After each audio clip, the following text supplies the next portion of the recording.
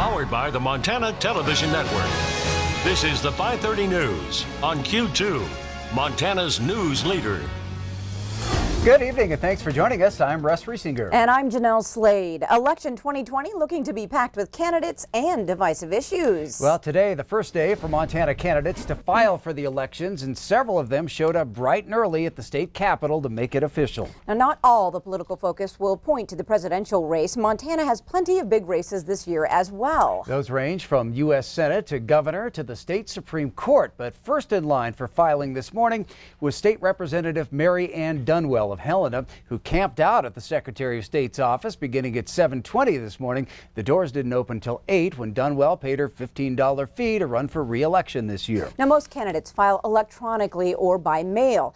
Democratic Attorney General candidate Rafe Graybill, the chief counsel for Governor Steve Bullock, walked down the hall from his office to file.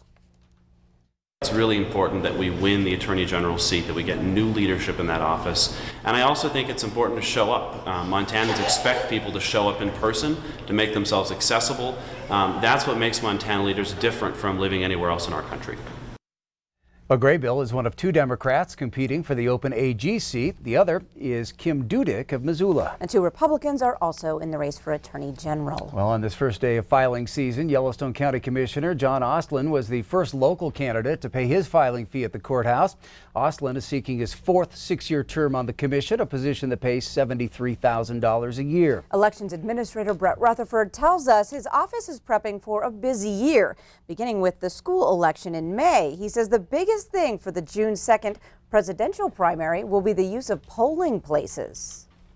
We're used to mail ballot elections the last year and a half or so with our school elections and our city elections. This is a polling place election per Montana law. People that are on the absentee list are going to get mailed a ballot, and there's about 73,000 of those people in Yellowstone County. But if you're not one of them, you're going to have to go to your polling place in June and November. So if you want to get a ballot through the mail and vote from your own home, just get a hold of us, go to our website, and you can download an application and send it in to us. And Rutherford says the big issue right now is for people to make sure they are registered to vote. And specifically, anyone who has moved since the last election needs to notify the elections office of their new address.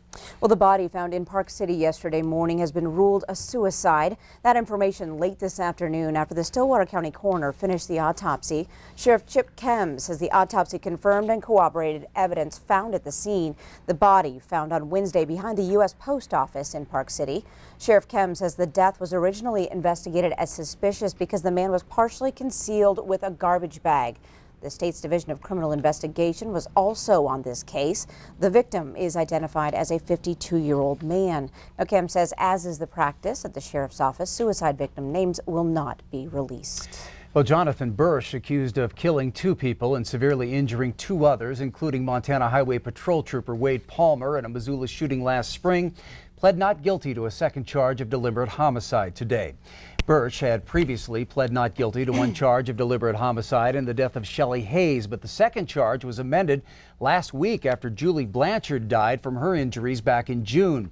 A line of Montana Highway Patrol troopers were on hand today as Bursch appeared in the courtroom. He's also facing 2 counts of attempted deliberate homicide for injuring Trooper Palmer and Casey Blanchard. A trial date for Bursch has been set for August 17th. Well, 2 men who walked onto the cone of Old Faithful this past fall sentenced today to 10 days in jail and are banned from the park for 5 years. 20-year-old Eric Shefflin of Lakewood, Colorado, and 25-year-old Ryan Getz of Woodstock, New York, pleaded guilty to the violation of thermal trespass. Park employees and visitors saw the two walk onto that area back on September 10th. Now, the men must also pay $540 in restitution and are under 5 years of unsupervised release. The Montana Supreme Court has overturned a $35 million verdict in a case accusing the Jehovah's Witnesses of negligence in failing to report sexual abuse. The case stems from a 2016 lawsuit in Sanders County where members of the Thompson Falls Congregation of Jehovah's Witnesses sued, saying they had been abused by another member. The lawsuit said congregation elders had previously received reports of abuse by the man and had disciplined him within the church. A Sanders County judge ruled the Jehovah's Witnesses had failed to follow a state law requiring child abuse to be reported to authorities. Now, a jury awarded the victim $35 million in damages, but Supreme Court justices ruled unanimously the Jehovah's Witnesses did not violate the law. Now, that's because of a provision exempting clergy when church doctrine treats reports of child abuse as confidential. Search teams have now located the third victim of the deadly avalanche at an Idaho ski resort. Silver Mountain Resort in Kellogg, Idaho says the last known skier in the Tuesday avalanche was recovered from the debris around 1 today. That person was located with a Reco device. Two others, 58-year-old Carl William Dick Humphreys and 46-year-old Scott Michael Parsons, were previously found dead, and several others were rescued after the avalanche in the Wardner Peak area. The name of the third victim has not yet been released. And now turning to Chief Forecaster Bob McGuire for a first look at weather. Bob, the snow's already falling, but the worst is yet to come. I'm afraid so. Let me show you. Go to the Doppler radar. You can see the snow is all coming together right over Yellowstone County, including the city of Billings. But as we pull back, we got this, a winter weather advisory tonight. 1 to 4 inches of snow in the south central Montana. Look for slick roads as well. That stays with us until 9 a.m. tomorrow morning. Meanwhile, over in Yellowstone National Park, it's more like 1 to 2 inches of new snow moving in. 48 inches over up at Sheridan. In the meantime, up there in the Rocky Mountain front, could see 2 to 4 inches of snow and slick roads until midnight in that area. But we're talking about the worst still to come, right? We'll take a look at this. 25 for a high on Friday, 35 for a high on Saturday. That's not that bad for this time of year. But then we cool down to 25 on Sunday. Then after that, the Arctic air moves in, and look at the afternoon high on Tuesday, 1 below 0. The low that night down to 14 below, and then back up to 0 on Wednesday. We'll have the rest of your forecast in a few more minutes. All right, thanks, Bob. Well, Montana high school students are graduating at a higher rate than ever before. That today from Montana Superintendent of Public Instruction, Elsie Arnson. She announced the state saw record high graduation rates for the 2018-2019 school year. Now, the graduation rate was 87%, which surpasses the record number of 86.4% set the year before.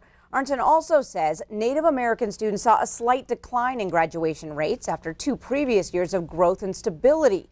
The 2019 graduation rate, 66.7% compared to 67.5% in 2018. However, she says completion rates for Native American students, meaning the percentage of students who finish high school in more than 4 years, are at a historic high at just over 70%. And while graduation is still months away for this year's senior class, one student at West High School had his own graduation ceremony today. Congratulations on becoming a graduate of Billings West High, class of 2020. West High School held a special graduation with all the pomp and circumstance for Blake Rains. It was all a surprise for Blake's father, John, who thought he was coming to the school to go out to lunch with his son following finals. John is in the late stages of cancer and is running out of options. His ex-wife, Pam, helped organize the graduation to make sure that he could see his son graduate. His last wish was not to see anybody famous or go anywhere. He wanted to see his son graduate. Not knowing the progression of the disease, my son and I decided that we wanted to do this for his dad early and make sure that his dad and Blake were both able to enjoy this special moment. It really was an emotional day. I was there. I'll have the full story coming up tonight on Q2 News at 10. Well, there's more news from across our state on tonight's MTN 9 o'clock news. It's time to give thanks to those who protect and serve our communities every day. We will explain. Join me for that story and much more on the statewide news on the CW. But first, still to come on tonight's 5:30 news, a Northwest Montana skating program is looking to put Montana on the map, and it has the perfect coaches to make it happen. And in sports, Hardin's basketball guys are unstoppable right now. Scott hears from the unbeaten Bulldogs on why. You're watching MTN News with Jeanelle Slade and Russ Riesinger. Storm Tracker weather with Bob McGuire. And sports with Scott Green. This is the 5:30 news on Q2, Montana's news leader.